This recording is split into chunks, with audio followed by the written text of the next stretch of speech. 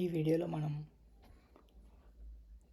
Duplicate ఎలిమెంట్స్ని remove చేసి only unique values ఉండేలాగా display చేయాలి.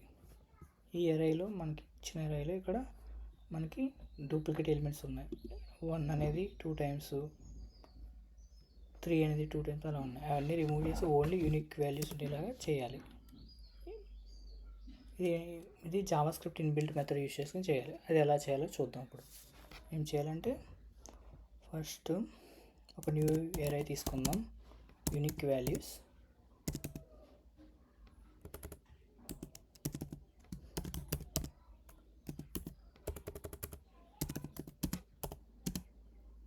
దీనికి మనం spread operator and set method use చేసుకుని మనం యూనిక్ వాల్యూస్ని తెచ్చుకుందాం.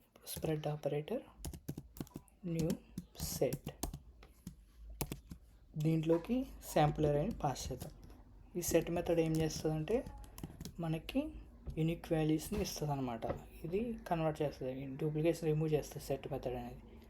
తర్వాత మనం ఏం చేస్తాం, యూజింగ్ స్ప్రెడ్ ఆపరేటర్ అనేది అది అరే కింద కన్వర్ట్ చేస్తుంది. ఇప్పుడు యూనిక్ వాల్యూస్ని ప్రింట్ చేసి చూద్దాం.